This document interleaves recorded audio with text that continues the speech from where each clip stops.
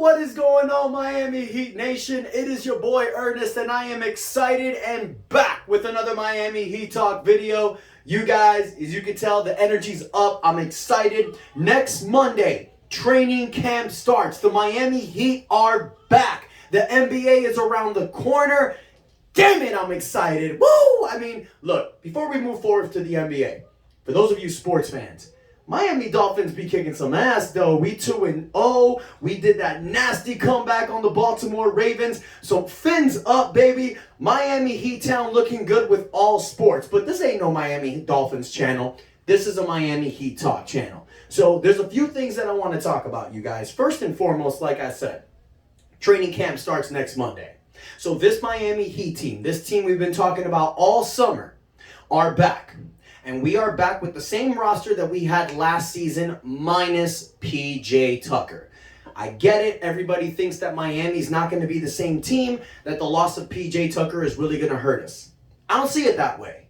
Remember, guys, last season, a lot of times we were talking, it was about the depth of this Miami Heat team. The fact that when Jimmy Butler, Bam Adebayo were both out with injury, guys like Kyle Lowry, Tyler Hero, Gabe Vincent, Max Strus, Caleb Martin, all these guys started stepping up. And even though we were depleted roster-wise, we still had the first seed. So just because we lost one guy does not mean that this puts a damper on this team. Yeah, PJ Tucker did a lot, but he's an idiot. Bye-bye. So, with this team, you guys, I feel that we are going to have a great start of the season. We've talked about this many times. Victor Oladipo was back with a revenge season. This will be his first injury-free season with the Miami Heat. I'm excited to see that. We got Kyle Lowry coming back. Kyle Lowry, who last year averaged almost 14 points and 8 assists a game, being injured, having family issues, having personal problems that he had to take out. He still showed that he can be that QB1, but now he is back in the greatest shape I've ever seen him with. He is poised, determined, and ready to break out this season, you guys. He's not going to average 25 and 12 assists. He might average close to the old numbers he did last year. But remember, Kyle Lowry led the NBA head and shoulders above any other player. He took more charges in the NBA than any player. Defensively, he locks down people. Offensively, he can be a nightmare when he's on fire.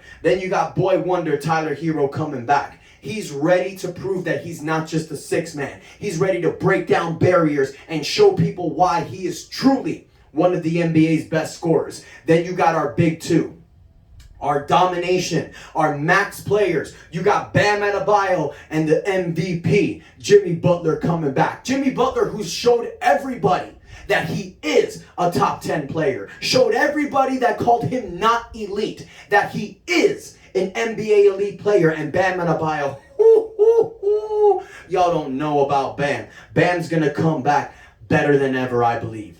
He will be Defensive Player of the Year in 2023, but not just that, you guys. I think we're going to see a completely different repertoire in Bam Adebayo's offensive game. I've said it before and I'll say it again. If Bam Adebayo can be remotely like Chris Bosh, he will definitely be an MVP candidate this season. I'm saying it, you guys. Bam can break out. Now, chances are, will it happen? Probably not, because Jimmy's our guy, but Bam can take that next step. And come on, you guys. Come on. Somebody, come on. Y'all know the rest of this roster. We got Max Strus, who shoots lights out, who has the confidence and is in a contract year, so he's going to get his money. Gabe Vincent, one of the NBA's best backup point guard, doing what he does best, annoying players defensively, making big-time shots, and being there at the right spot. Caleb Martin, who got his money. 3 years, $20 million. He's going to step up big. He's going to show that he's not just a Swiss Army knife. He's going to show and he's going to solidify himself as a threat, as a legitimate threat wing player. I definitely see that. Then you got Omar Yurtseven coming back. He wants the backup center role, but he's got to battle Dwayne Dedmon. Duncan Robinson wants to get some minutes as well. I'm sure Duncan is broken about what happened last season. Guys, this training camp's going to be fire. It's going to be lit. Oh, it's going to be great. I'm excited, you guys. But we've talked about this before. This may not be the team going into April. This is going to be the team to start the season, you guys. But remember, the trade deadline doesn't end until February. So I confidently feel, especially the fact that we have 6 guards, it's too much. One of those guys will be traded, and we've talked about this before, you guys. I don't want to beat a dead horse here, but Duncan Robinson has the most NBA tradable contract. He's making about $18 million, not max money. You can package that with some draft picks to get a player that's going to help us win now. And that is the point to the next segment I want to talk about, you guys. It's been noted and it's been discussed, but ever since the owner of the Phoenix Suns got suspended, I'm not even going to say his name on my channel. I'm not going to dignify that dude. But the fact that he did what he did and he got suspended for a year and fined $10 million, you see what's happening to the Phoenix basketball organization. It's imploding. Okay? Same thing happened with Donald Sterling, and funny that Chris Paul's on both teams. But the fact of the matter is that they're looking to make some moves. And recently, a name that was thrown out there was Jae Crowder. Now look, Phoenix is still a threat. Phoenix is still a great team. And Jae Crowder's on the last year of his contract. So a lot of times there's going to be trade rumors. You know, they're going to try to see what they can get for that. Now, we've talked about it before in this channel, you guys. I would love to have Jae Crowder back on this team. Jae Crowder was with us in 2020. He helped us get to the NBA Finals, and he was a perfect fit next to Bam Adebayo. The dude is 6'6". He can hit some shots. He can carry the ball on his own, and defensively, he can hold his own. He may not be PJ Tucker defensively, but he's close to it. But offensively, way better than PJ Tucker. We've seen that, you guys.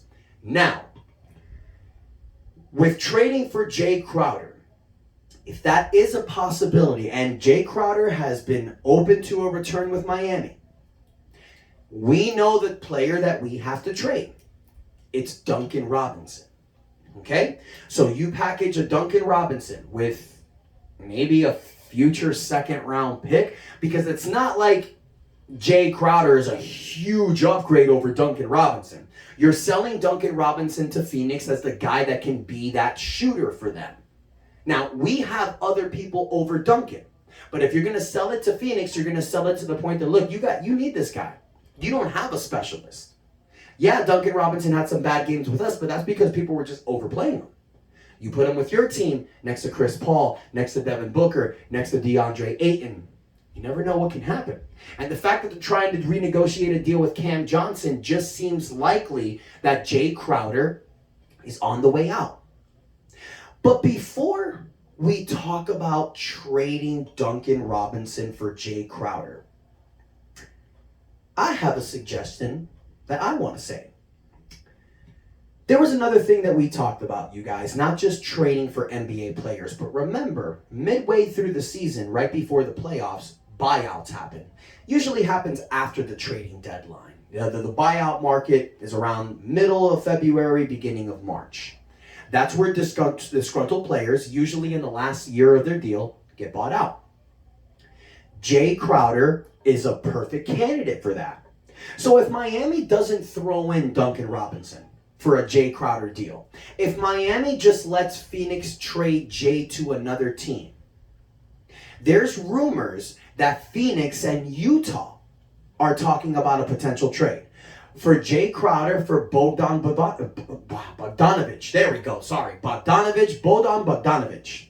Can never say his name right. But anyways, that is the possible link deal that's happened. So if Jae Crowder goes back to Phoenix, he ain't going to want to play there. Jae Crowder's trying to win a championship. So if Jae gets traded to Utah, they're going to negotiate a buyout. And if Jae gets bought out, hello, we don't have to trade Duncan. And we only have 14 players on our roster. So bringing back Jae Crowder, he'll take that final spot. We ain't got to trade anybody. And let's not forget that the Miami Heat don't just have minimum contracts to offer.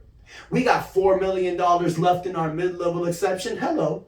We got $4 million from our biannual exception that we didn't use. Can you hear me now? Huh?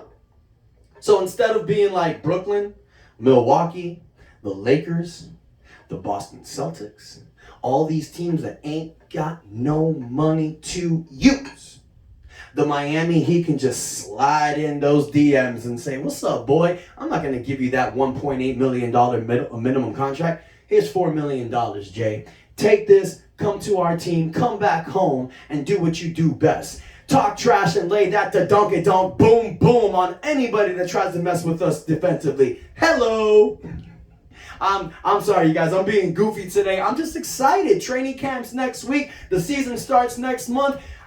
I know it's only been 3 months, but damn, it's feeling like a lot longer. I mean, come on. Can you hear me? What's up, guys? So, right now, I think the Miami Heat are in a perfect position, you guys. We're going to start the season with this squad. We're 13, 14 heads, but in my opinion, we're 10 deep. Okay, just because we lost PJ Tucker don't mean that's going to put a damper on this season. Projected starting 5, you got Bam Adebayo, you got Jimmy Butler and Caleb Martin playing the forward position. Doesn't really matter who the power forward is, in my opinion. You got 2 small forwards playing a forward position. It's going to be depending on who they're playing. You got some nights where Jimmy's going to defend the power forward, but then you got some nights where Caleb's going to defend the power forward. It just depends, okay? And then in our guard position, that's where it's going to get interesting. That's what I'm going to have all eyes and ears on in training camp. Because we know Kyle Lowry's the point guard. We know that. But who's going to start in the shooting guard position? We got 3 guys that can lock in that position. 4 possibly. You got Max Strus, who was the starting shooting guard for the entire playoff series. So likely, that's the guy you're probably going to go with in the beginning of the season. But then you got Victor Oladipo. He's coming back for his revenge tour. I'm sure he wants that starting position. And he's healthy for the first time. So he's going to compete. And then you got boy wonder, Tyler Hero, who said on his exit interview that he wants to be the starting shooting guard. Pat Riley and Eric Spoelstra are not just going to give it to him. He's going to have to earn it. He's going to have to show that he's just not some great bench player. And what he needs to do, we've talked about this, he needs to step it up defensively. That's why Max Strus is starting. That's why Max Strus took Duncan's job. Because defensively, Duncan was a liability. Max Strus is not. And that's the 4th player, Duncan Robinson. Now, people will laugh at that, but he was our starting shooting guard for 2 years. So you know that Duncan, and I say you know, but we don't know him.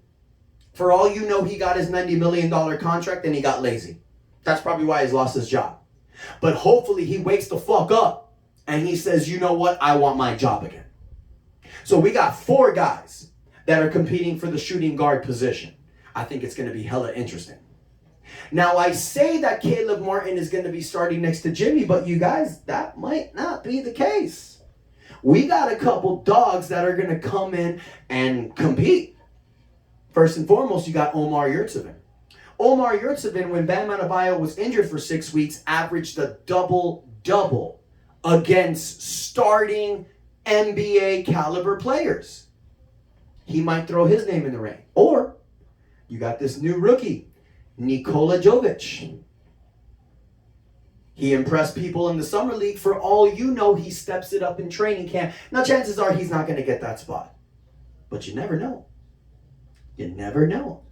So I'm excited, you guys. I am truly, truly excited for this Miami Heat season because we are going to have a mix of veterans, elite players, young guys, and a rookie that are going to come together and are going to do this the right way. I don't give a damn about Boston. I don't care about Philly. I don't care about Milwaukee. Brooklyn can kiss the fattest part of my ass. And Cleveland, oh, just bring it, babies. I don't give a damn. You guys ain't got nothing on the Miami Heat, okay? And you know what? That's cocky Heat fan talk. Take 2. That's cocky Heat fan talking. But I don't give a damn. Because if you give me a closing lineup of Kyle Lowry, Victor Oladipo, Tyler Hero, Jimmy Butler, and Bam Adebayo, good luck to you. That's what I'm going to say. So let me hear what you guys think. Come on, let me know in the comments, you guys. Are you excited for this season? Are you excited about training camp next week? Let me know what your thoughts are on Jae Crowder. Should we trade for Jae Crowder now and send Duncan Robinson to Phoenix for Jae Crowder if it's available? Or should we wait for Phoenix to trade Jae Crowder somewhere else and then buy him out if he becomes released? Let me know what you guys think in the comments. Let me know how excited you are about the Heat season, or maybe you're not. Let me know your thoughts. But most importantly, guys, take a moment, hit that like button. It only takes a few seconds, but most importantly, hit that subscribe button, you guys. I'm trying to get to 1,000 subscribers by the NBA season. I know I'm not cutting videos every day, you guys, but I'm not going to be these guys that come on here and cut a 15-minute video about a text message or a tweet that Tyler Hero or one of these players put. I don't give a damn about that. I got 2 kids. I got a full-time job. I'm married. I'm a professional wrestler. I got too much on my plate right now. When I come here, it's to give you guys updates. So I hope you enjoyed the video, you guys. Take a moment and hit the subscribe button. Love y'all. Thank you so much, my squad. And until next time, your boy Ernest out. That's enough said.